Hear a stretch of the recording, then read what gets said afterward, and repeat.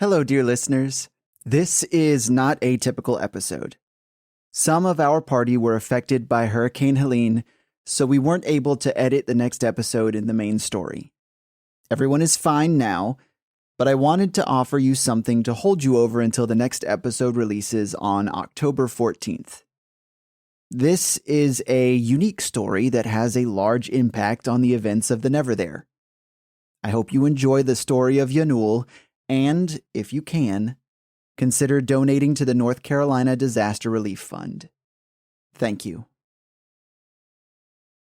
In the Old World, Tivian I, Piero V, Amadeo III, Malchos, Redisilt II, Velian Deathbane, Redisilt III. In the New World, Redisilt III, Amadeo IV, Tivian II, Isilt Hearthguard. The Ettore lineage. Honorable, virtuous, loyal, strong. They have protected all of us from the Exarchan menace across continents. Why then are there now whispers of regicide and false queens? Has not Isilt held to her oath to protect her people?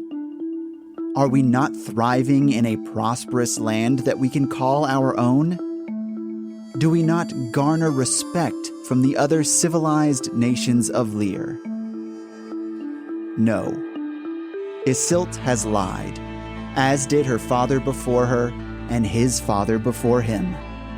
I can only imagine the falsehoods run deep into the roots of the tree Ettore. But their lies are not the first that have disgraced this land. In fact, remnants of the longest surviving kingdom on Yset still linger within Ettoria's borders. Sadly, this kingdom has been forgotten due to time and, more definitively, due to the curse upon it. The same curse that now courses through Ettoria's veins. The curse of the Osnaswer. For centuries, the Osnaswer prospered in the foothills of the middle western mountains of Lear, now called Veilbreak. They were not dwarves burrowing down into stone. They were not elves sequestered within their borders. They were not Goliaths gathering in their mead halls. They were not halflings, gnomes, or tieflings.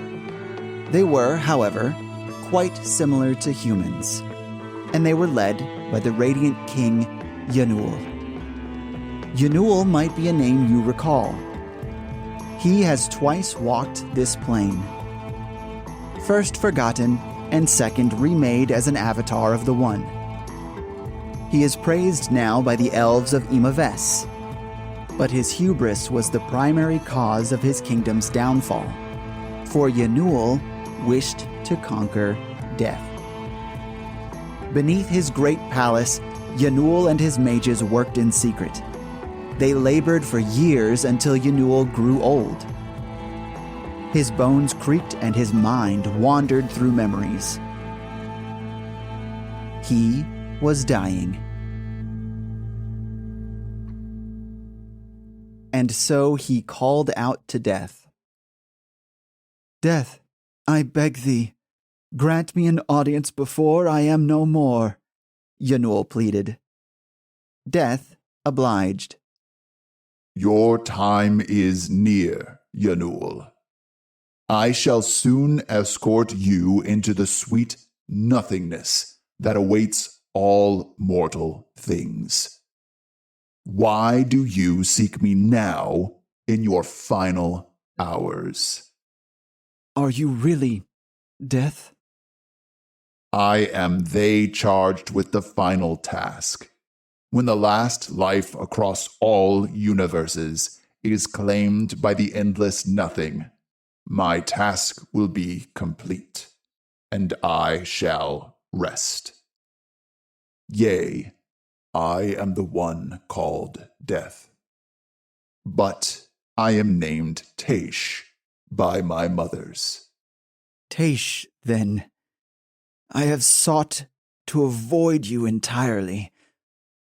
Were you aware?" "No." Then I assume I was never even close. You were not. Now, why have you called me here? I have a request. I do not wish to die yet. You are a king. You will be remembered. You will live on in the hearts and minds of your people, if you have done good works. Yes, but I could have done more. I have no heir, so the kingdom will be torn apart by infighting. If I had more time, I could avoid such tragedy. Life does not guarantee progeny. Is that then beyond your power? I am death, not life. Ianuul turned from death. His mind was racing. An orphan, then. Ianuul presented the only idea his aged mind could muster. An orphan? The good king wishes to adopt? How novel. And you would allow this child to inherit your throne? Of course. They would be my heir, and I could guide them towards the path of righteousness before I go. And what do I get in return? What could I possibly offer to death? The air grew cold. The energy pouring from death was visible as it enshrouded the candlelight. I would take your eternal service. I would live forever? Yes. And no. I have devised something new. Something more familiar than the infinite expanse that awaits all living things. But I cannot govern both. You would be the king of a kingdom eternal. You would not be living, but you would exist on a plane that would never cease. And I would create something new, something comforting along the final path. So, I would be in charge of the place that all living beings have gone to before this new creation. Yes. And I will give you time to set things in order here. Ianuul was wise enough to know there must be a catch. But it would give him time to work before death took him. His mages had managed to tether parts of a soul to the white stone found in the highest peaks. If Ianuul had more time, he could raise an heir, continue his research, and plan his return to this plane. He straightened himself and looked up at death. How much time will I have? Enough. Then, I accept your offer. Good. Then I will return when the last stone falls into the breach. And with that, death departed, and Ianuul got to work. In the span of a decade, Ianuul found an heir and raised him to be righteous, fair, and strong. The boy even had the support of the kingdom's greatest advisors. But Ianuul never shared the work he did in secret. He certainly never shared the real reason he built a new palace high up in the White Stone Mountains. But there, nearly touching the clouds, he continued to research a way to cheat death. His mages found that the stones had a great many magical properties. You could store a full consciousness into them, but sadly, still only part of the soul. The research had condemned many test subjects to a state between life and death. Some even developed new identities that took on a life of their own. But strangely, death never came for these people. even in the most dire of circumstances. This was progress. Still, Ianuul did not understand death's final message. Perhaps it held no meaning, or perhaps it was so profound it was beyond Ianuul's understanding. Either way, he knew his time would come when he least expected it. In the 11th year, on the 14th night of Irothos, Ianuul and his adopted son looked up at the sky. The great trees on the moon Allura were in full bloom, bathing the world in an amethyst glow. Death had not come in the past year. Perhaps, Ianuul thought, death forgot about him. Maybe he had far more time than he realized. But he knew deep down that was not so, and he was pulled from his reverie by a sharp crack that pierced through the night, and then everything was silent. Ianuul took his heir to the mountaintop palace, and there they waited. The night remained quiet. Months passed. The king continued his work. The mages found a way to connect a person to a stone without transferring their consciousness or soul, but the connection always faded after a few days. They soon found that larger stones offered a greater connection through both time and space.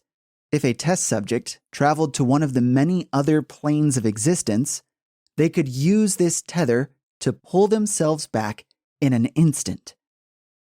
However, with each test, the stone broke. Ianuul surmised that he'd need the largest possible stone if he wanted to pull himself back from death's infinite kingdom of unending nothingness and continue his work. The answer was clear. It was as though it had been offered by the living planet itself. King Ianuul and his mages worked tirelessly, connecting his soul to the entire mountain upon which the palace was built. It took considerable effort, power, and sacrifice. But in the end, how could Ianuul know it was a success? Previous tests on smaller stones concluded that those tethered could reach into themselves and touch the connection. The stones would sustain very minor damage, nearly undetectable in most cases. So Ianuul reached inward and searched for the strand of magic that connected him to the mountain. He found it and tapped upon it gently. It thrummed in response, and it grew. The scale of the tether was so great that this touch, barely a graze upon the magic, was enough to resonate through the root of the mountain and across the range. Something again cracked within the deepest parts of Lear. This time, however, it did not stop. The mountains hummed as a fissure formed at their eastern base. It widened into a jagged maw of white stone that plunged down into unknown depths. Buildings across the kingdom shook and fell. The hubris of Ianuul quaked outward from the kingdom in the mountains into the lands beyond. And the fissure grew. It stretched out from the base of the mountains and spread to the north and south. Once it met the southern sea, dark waters began to swirl into the abyss. The same happened to the north, and eventually, the crack, the wound in the continent of Lear became vast. Rock tumbled from the White Palace. The mountains groaned as they broke and fell into the Great Canyon. The people of the Mountain Kingdom screamed in terror. Eventually, the quaking ceased. As the land grew still in its destruction, Ianuul looked eastward across his kingdom. It was now separated by a great chasm that was filled with angry, rushing waters. From his white stone balcony, he could see what his tether had wrought. In his anger, he lifted a stone from the rubble and heaved it down the mountain towards the chasm. His pained yell echoed through the peaks. And as he lost sight of the stone as it fell, he felt it. The familiar chill of death. The last stone has fallen into the breach, Death proclaimed. and so it is time for you to don your new crown, Ianuul. But the kingdom, it's in ruins. I must stay to... There is no kingdom here. What once stood is now gone. Your heir shall only be king of this forlorn palace. Wait, you knew this would happen. I only knew a fragment. You could have told me. You could have prevented this, all of this. Perhaps. But it is done. Come, say farewell to your son. King Ianuul found his boy looking upon Death's grim visage. My child, I am so sorry. I do not wish to leave you. Find my mage, Taef. She will explain everything. She will tell you what to do. I shall see you again one day. Taish, can I truly not stay and help heal the land? No. The king was swallowed by the dark embrace of Death's magic. He was torn from plane to plane until he hovered over a vast, calm sea. This is the drift, and below it, all else. Souls will pass from here to there as they shed the weight of the mortal plane. Is this to be my domain? This is to be mine. Yours awaits. Death released his power yet again and bore the two away from the drift. In an instant, they were floating in a space that had no discernible features.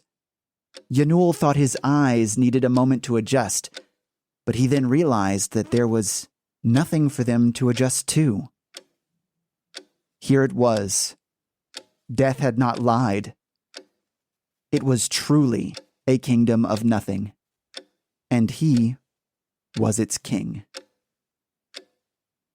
Yet, the tether remained, stretched across the infinite distance between Ianuul and his mountains. He knew he could use it, but what would it cost?